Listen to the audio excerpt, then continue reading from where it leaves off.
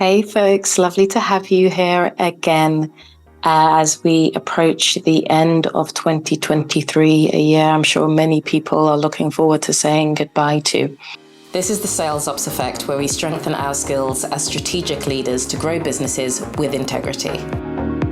So professionally, how should we be looking at things? I wanted to round off the year. There'll be another episode after this, but just by preparing for the new year, quite frankly. And very briefly, just summarizing probably my greatest learning of this year. And I'd say my greatest learning was, even though, again, it's one of those things that I've learned a few times, but I've really, really seen it. Our role is interesting in that many people think it's purely a supportive role. There is many aspects of it that is supportive, but it isn't a supportive role. It's a strategic role. But within that strategic role, there are many supportive aspects because all roles in some way, shape or form should support the progress, what we're all trying to do, right? And because of the relationship between sales ops and the sales team, sales ops and the head of sales specifically, sometimes that support can be over-relied upon. Because for leaders who are unfamiliar with what sales ops should be about, sometimes they can really over-rely on it and they can take advantage. I've seen that happen to other people. I've seen it happen to me. And it comes from many places. And in a lot of cases, it's not always out of malicious intent, maliciousness.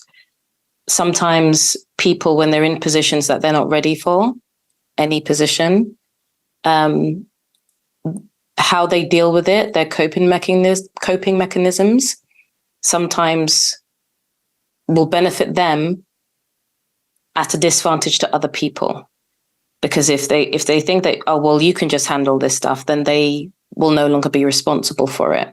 And that's where really firm things like Racy models, your responsible, accountable, consulted, and informed lists come in, so that you can use those to be very, very clear with your manager, with leadership, that actually, whilst I might be the person that's carrying out whatever this task is, you're the one who's accountable for it. And so therefore, when I'm asking you for help, guidance, and advice, I need that from you, because if I don't have that from you, I either cannot go forward, or depending on what the actual task is, let's face it, you're just going to end up creating it yourself. And again, depending on what the task is, you shouldn't have to. It's actually not your place to make certain decisions, because you don't have all of the knowledge that the leadership team does. You're not in those rooms talking about all of the other discussions. There's a reason why people at different levels make different decisions. It's because they're supposed to have different amounts of knowledge or different types of knowledge that enable them to make those decisions. So if you as a leader, now I'm talking to the leaders, because I know some sales managers also listen to the show and watch the show. If you as a leader delegate those kinds of things, authority, to people who work for you without giving them the information that they would need in order to make a truly informed decision, that's just being negligent in your role. And you're also causing them anxiety, because they're going to have to make the decision just based off of their gut and the information that they have. And I've been put in that position before, and it's really not okay. And, luckily or not, however you want to look at it, because I've been around for a bit now, I've been doing this for a while now, I can make many decisions based off of my own knowledge, based on my strategic mindset, based on just having been doing this for a long time and seeing how things work out and knowing what the end goal is. And I'm very resourceful, so I can get access to information should I need it, But A, not everybody's like that. B, I shouldn't have to. Neither should you. Because if you're going to be very black and white about it, if somebody's not doing their job and they're asking you, they're relying on you to do their job while they carry on doing the other parts of the job that they enjoy, then you're doing your job and somebody else's job. And are you being paid for that? No. Is anybody going to say sorry for the stress? No. Is there going to be any leeway when you don't get your work done because you were doing somebody else's work? Not likely. And so it's really, really difficult. So that's my biggest learning. Again, it's not like as if it's a fresh learning, but having seen it happen in this year, which was a very stressful year for many people so many times, that's why I wanted to share it, because it's like there's a line, and you have to be really clear on what your boundaries are personally, and then really clear about the roles and responsibilities. And take your notes.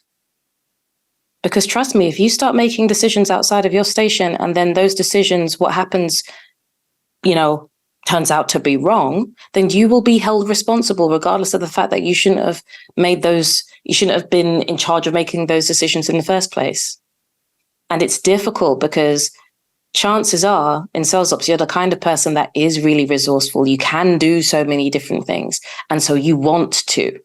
And then so you then feel bad because it's just like, well, at what point should you have said no? Because you actually wanted to do it. You didn't mind doing a little bit of that stuff to help out the team. That's the whole point. We're like this. We want to do all the stuff, but people take advantage of that. And that's why you have to get very, very clear on your boundaries. Like, how many times have you had this conversation and they've just said, oh, yeah, no, I know. And they're just saying, oh, yeah, it's just one more time. Oh, yeah, no, I will deal with this thing. And they don't deal with it. And then it's causing problems. And you're the person that's going to have to deal with the problems. They're the only person that can fix it. And they're not fixing it. And you end up trying to fix it. You can't, because you're not in that position of authority for certain people to listen to you. How many times? How many times is too much? How much irritation should you be expected to accept as normal? And when should you raise it? When should you escalate issues? Because I've had to escalate issues this year and they are not fun, but they had to be done. So that's my biggest learning. Going into next year, as always, we're planning. So we're looking at people, process, and technology. And, very briefly, ask yourselves the who, what, where, why, when, how. For people, who really helped you this year? Where did you spend your time? Who did you spend your time with this year? Who would you like to spend more time with to understand what's working in their department or in their specific role? How can you work better together? How can you collaborate better with certain people? And also, let's face it, who do you need to watch out for? Who is actively trying to cause you problems? Who is passively causing you problems? Be very clear.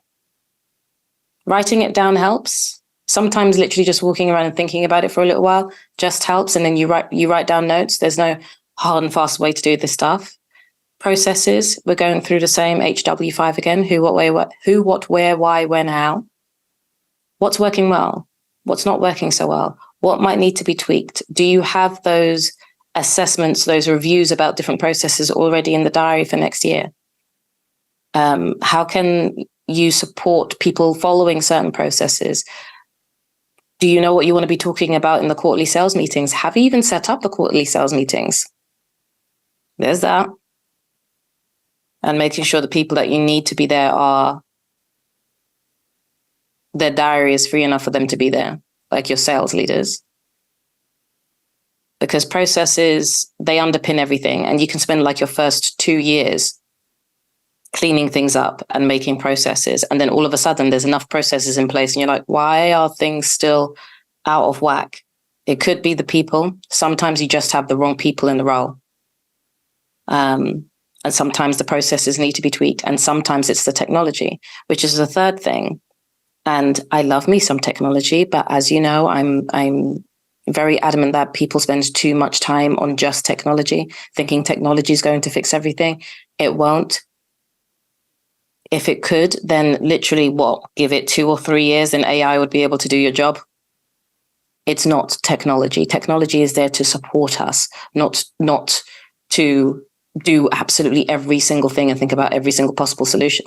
Clearly, we're going to have really intelligent technology like that in the future with quantum computing and things like that, but they're still not humans. They're still things that only we can do. and they're not really going to take into account emotion and the time it takes people to learn, for example. So looking at your technology, are there things that you don't actually need anymore that you're still paying for accidentally? Because that can happen. Do you need to create some flows, some formulas in the background to make your current technology work better for you? And by you, I don't necessarily mean you as a person. You can push that out to a consultancy because they're much quicker at it if you have trusted ones, because some of them are proper cowboys out here. And do you need to buy? You don't always. You don't need to buy anywhere near as much as the environment says that you do. Often you need to get really, really clear on your strategy and what you want to happen, understanding what you want to happen, rather than just taking somebody else's technology and using their set standards and processes. Also, their set standards and processes aren't necessarily wrong, but they might not work exactly for you, or you might need to tweak them for them to work. And so if you do need to tweak them, you shouldn't be afraid of tweaking them because you're going to get something wrong. No business is exactly identical to something else. The way that I run sales ops is not going to be identical to the way that you run sales ops. We deal with different businesses. There's different industries. There's different sales cycles. There's different methodologies, So you can take a look at that. And obviously in January, it's reporting time. So there's going to be a lot of stuff to do. And so what I would say is, if for you, things seem a little bit calmer now, yes, you want to catch your breath and everything, but prepare your list of reports and start preparing some of the reports. And by that, I don't mean creating the PowerPoint and everything, just getting the actual reports inside of your CRM system ready so that you can download them. Think about the story you want to tell. Are you going to tell the story via the pipeline, the forecast, all the way from the beginning, the full pipeline from marketing all the way through to this what's closed won? Are you going to talk about it like that? Are you going to split things up by people, process, technology? How do you want to tell the story? And what bits do you want to focus on? Because there's certain things that they just need to know as standard because you would have been told by now. But then there's other things that you want to make sure that you highlight in your talk track. And so just start having a little think about the kind of things that you want to see in the report for yourself, the kind of things that you're interested to find out. Write up a whole pile of questions of the things that you're interested to know, like what the average cost was for things, and or the average total client value, whatever that is, things that you're interested in. And then you can even go a step further and write the answers. What do you think? Who do you think was the highest paying client this year? Just off of your brain. And the reason why I'd say to go a step further to write down the answers about what you think it is, this isn't scientific, because obviously when you're trying to test things scientifically, you should go into things unbiased. But for us, particularly if you're newer at sales ops, if you go through that process of asking yourself the questions, the full list of questions, and then you go back to the beginning and you think to yourself, who do you think the highest paying client was? Who do you think had the average highest cost? And you write down the answers. It will be really interesting to compare your answers to the reality. And so why is this important? It's important to help strengthen the muscle in your brain to predict things, to see where the gaps are in your personal reality and the factual data-based reality. And then you can ask yourself, why did I think it was this client when it was actually this client? And chances are that's because that client is really complex, or they complain a lot. So you've just been hearing their name a lot, but actually when you look at the amount of money that we're making from that client, it's not a lot at all. They just have a lot of volume in that sense. They're just talking a lot. You just hear them through the grapevine.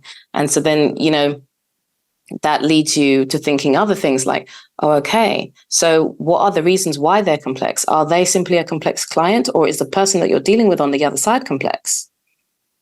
And you don't have to answer all of those questions, but it gets your mind thinking in different directions, and it just warms up the different logic pathways so that when things happen in the future, you're not thinking about things from scratch, if that makes sense. I hope it makes sense. It's basically warming up your brain into thinking more strategically, because how you believe something is happening or working out versus what's actually happening, they're not always the same. If they are the same, cool, that's nice. But where they're not, then you get to investigate those gaps, and it helps to strengthen that muscle.